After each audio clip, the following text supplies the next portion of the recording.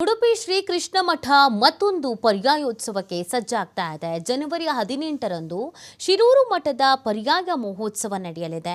ಶ್ರೀ ವೇದವರ್ಧನ ತೀರ್ಥರು ಸರ್ವಜ್ಞ ಪೀಠಾರೋಹಣ ಮಾಡಲಿದ್ದಾರೆ. ಅತಿ ಎಳೆ ವಯಸ್ಸಿನಲ್ಲಿ ಯತಿಗಳು ಪೀಠಾರೋಹಣ ಮಾಡಲಿದ್ದಾರೆ.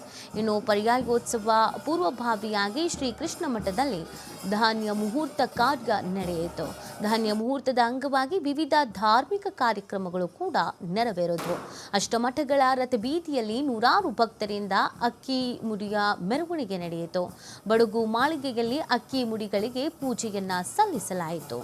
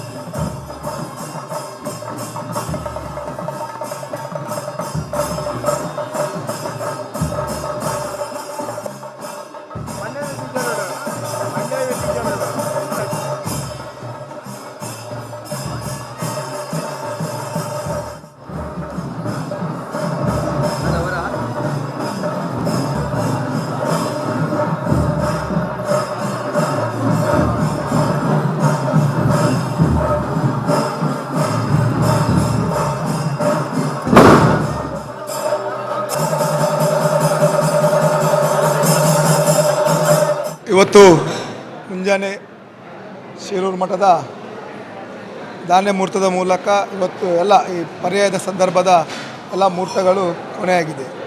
ಇನ್ನು ಕೇವಲ 1 ತಿಂಗಳು 3 ದಿನ ಈ ಪರ್ಯಾಯದ ಸಂಭ್ರಮಕ್ಕೆ ಬಾಕಿ ಉಂಟು. ಈಗಾಗಲೇ ಎಲ್ಲ ರೀತಿಯ ತಯಾರಿಗಳನ್ನು 8 ವಲಯ ಜಿಲ್ಲೆಗಳಲ್ಲಿ, ಅದೇ ರೀತಿ ಹೊರ ರಾಜ್ಯಗಳಲ್ಲಿರ್ಬೋದು, ನಮ್ಮ ರಾಜ್ಯದ ಪ್ರಮುಖ ಭಾಗಗಳಾದ ಬೆಳಗಾವಿ ಇರ್ಬೋದು, ಹುಬ್ಬಳ್ಳಿ, ಬೆಂಗಳೂರು, ಹೊರಭಾಗದಾದ ಚೆನ್ನೈ, ಹೈದರಾಬಾದ್, ಮುಂಬೈಯಲ್ಲಿ ಕೂಡ ತಯಾರಿಗಳಾಗಿದೆ. ಸ್ವಾಮೀಜಿಯವರು ಕೂಡ ತನ್ನ ಸಂಚಾರವನ್ನು ಪ್ರತಿನಿತ್ಯ ಬೇರೆ ಬೇರೆ ಭಾಗಗಳಲ್ಲಿ ಪೂಜೆ ಪುರಸ್ಕಾರಗಳೊಂದಿಗೆ ಕೈಗೊಳ್ತಿದ್ದಾರೆ.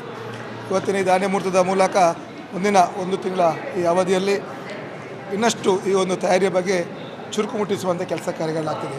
ಸುಪ್ರಸಾದ್ ಶೆಟ್ಟಿ ಅವರ ನೇತೃತ್ವದಲ್ಲಿ ಈಗಾಗಲೇ ಹೊರ ಕಾಣಿಕೆಗೆ ದೊಡ್ಡ ಮಟ್ಟದಲ್ಲಿ ಪ್ರಯತ್ನಗಳಾಗಿದ್ದುಕೊಂಡು ಸುಮಾರು 243 ಗ್ರಾಮ ನಮ್ಮ ಜಿಲ್ಲೆಯ ಎಲ್ಲ ಮನೆಗಳಿಗೆ ಆಹ್ವಾನ ಪತ್ರವನ್ನು ತಲುಪಬೇಕು. ಅದೇ ರೀತಿ ಎಲ್ಲ ಮನೆಗಳಿಂದ ಕನಿಷ್ಠ ಒಂದು 5 ತೆಂಗಿನಕಾಯಿಯನ್ನು ಸಂಗ್ರಹಿಸುವಂಥ ಒಂದು ಯೋಚನೆಗಳನ್ನಾಗಿದೆ. ಈಗಾಗಲೇ ಅದಕ್ಕೆ ತಯಾರಿಗಳನ್ನು ಕೂಡ ಮಾಡಲಾಗಿದೆ. ನಾಡ್ದು 21 ತಾರೀಕಿಗೆ ಮಹಾ ಅಭಿಯಾನದ ಮೂಲಕ ನಮ್ಮೆಲ್ಲ ಕಾರ್ಯಕರ್ತರು, ನಮ್ಮೆಲ್ಲ ಸ್ವಯಂ ಸೇವಕರು ಸೇರಿಕೊಂಡು ಪ್ರತಿ ಮನೆಗೆ ಆಹ್ವಾನ ಪತ್ರ ನೀಡುವಂಥ ಕೆಲಸಕ್ಕೆ ಚಾಲನೆಗಳನ್ನು ನೀಡಲಿಕ್ಕಿದ್ದಾರೆ. 9 ತಾರೀಕಿಗೆ ಈಗಾಗಲೇ ನಿಗದಿಯಾದ ಹಾಗೆ ಪುರಪ್ರವೇಶದ ಮೂಲಕ ಸ್ವಾಮೀಜಿಯವರು ಅಷ್ಟಮಠಕ್ಕೆ ಪ್ರವೇಶ ಮಾಡ್ತಿದ್ದಾರೆ. 10 ತಾರೀಕಿಗೆ ಹೊರ ಕಾಣಿಕೆಯ ಪ್ರಥಮ ಕಾರ್ಯಕ್ರಮ ಜರುಗಲಿಕ್ಕಿದೆ. 9 ತಾರೀಕು ಪೂರ್ವ ಪ್ರವೇಶದ ಸಂದರ್ಭದಲ್ಲಿ ಈಗಾಗಲೇ ದೊಡ್ಡ ಮಟ್ಟದಲ್ಲಿ ತಯಾರಿಗಳಾಗಿದೆ. ನಮ್ಮ ಕಡಿಯಲ್ಲಿ ಭಾಗದಿಂದ, ಏಕೆಂದರೆ ಬೇರೆಲ್ಲ ಪೂರ್ವ ಪ್ರವೇಶಗಳಾಗುತ್ತಿರುವುದು ನಮ್ಮ ಜೋಡುಕಟ್ಟೆ ಕಿನಿಮುಲ್ಕಿ ಮೂಲಕ.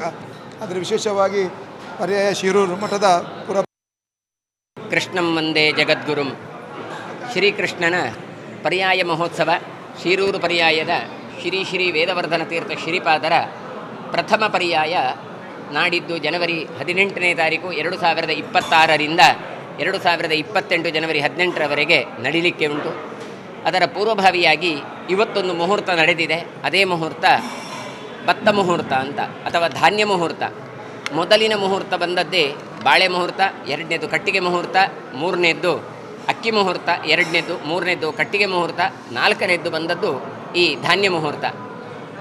ಶಿರೂರು ಮಠದಲ್ಲಿ ಆ ಸಂಗ್ರಹ ಮಾಡಿದಂಥ ಯಾವ ಭತ್ತ ಉಂಟು ಅದನ್ನು ಮುಡಿಯಾಗಿ ಮಾಡಿ ಅದನ್ನು ಅಲಂಕಾರ ಮಾಡಿ ಅದನ್ನೆಲ್ಲ ದೇವತಾ ಪ್ರಾರ್ಥನೆ ಪುರಸ್ಸರವಾಗಿ ಕೃಷ್ಣ ಮಠದ ಬಡಗು ಮಾಳಿಗೆಯಲ್ಲಿ ಅದನ್ನು ತಂದು ಇಡಲಾಗಿದೆ. ಅಂದರೆ ಒಂದೊಂದು ವಸ್ತುಗಳನ್ನು ಕೂಡ ಕೃಷ್ಣ ಮಠದಲ್ಲಿ ಹೋಗಿ ಸೇರಿಸುವ ಪದ್ಧತಿ ಇವತ್ತಿನಿಂದ ಆರಂಭ ಆಗುತ್ತೆ. ಅದೆಲ್ಲ ಯಾಕೆ ಅಂತ ಕೇಳಿದರೆ ಯಾವುದಕ್ಕೂ ಅಲ್ಲ, ಕೃಷ್ಣದೇವರ ಪ್ರಸಾದ ವಿತರಣೆಗೆ ಬೇಕಾದಂತಹ ದ್ರವ್ಯಗಳ ಸಂಚಯನ. ಹಾಗಾಗಿ ತಾವೆಲ್ಲರೂ ಕೂಡ ಮುಂದಿನ ಪರ್ಯಾಯ ಕಾಲದಲ್ಲಿ ಆ ಅನ್ನಪ್ರಸಾದವನ್ನು ಕೃಷ್ಣನ ಅಥವಾ ವಿಠ್ಠಲ ದೇವರ ಅನ್ನವಿಠಲನ ಪ್ರಸಾದಕ್ಕೆ ಸ್ವೀಕಾರಕ್ಕೆ ತಾವೆಲ್ಲ ಬರಬೇಕು. ಹಾಗಾಗಿ ಒಂದೊಂದು ದ್ರವ್ಯವನ್ನು ಸಂಗ್ರಹ ಮಾಡುವಾಗಲೂ ಕೂಡ ಅದನ್ನು ಮುಹೂರ್ತ ಅಂತ ಪರಿಗಣನೆ ಮಾಡಿ ಅದರಲ್ಲಿ ದೇವತಾ ಸನ್ನಿಧಾನ ಇದೆ ಅಂತ. ಓಂಕಾರದ ಮೂಲರೂಪ, ಅಕ್ಷರ ಸಾಮ್ರಾಜ್ಯದ ಮೂಲರೂಪ ಓಂಕಾರ. ಆ ಓಂಕಾರದಲ್ಲಿಯೂ ಮೊದಲ ಅಕ್ಷರ ಯಾವುದು ಕೇಳಿದರೆ ಅಕಾರ. ಅಕಾರ ಉಕಾರ ಮಕಾರ ಸೇರಿ ಅದು ಓಂ ಅಂತ ಆಗುವಂಥದ್ದು. ಹಾಗಾಗಿ ಎಲ್ಲ ಶಬ್ದಗಳಲ್ಲಿಯೂ ಕೂಡ ಭಾಷೆಗಳಲ್ಲಿಯೂ ಕೂಡ ಮೊದಲಿನ ಅಕ್ಷರ ಆ.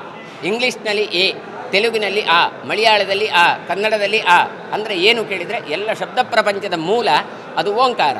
ಓಂಕಾರಶ್ಚಾತಶಬ್ದಶ್ಚ ದ್ವಾವೇತವು ಬ್ರಹ್ಮಣಪುರ ಕಂಠಂಭತ್ವ ವಿನಿರ್ಯಾತೋ ತಸ್ಮಾತ್ ಮಾಂಗಲಿಕವು ಉಭವು ಅಂತ. ಓಂಕಾರ ಮತ್ತು ಅತಶಬ್ದ ಎನ್ನುವಂಥದ್ದು ಮಂಗಳಕರವಾದದ್ದು. ಹಾಗೆ ಇಲ್ಲಿ ಕೂಡ ನಮಗೆಲ್ಲ ಯಾವ ಪದಾರ್ಥ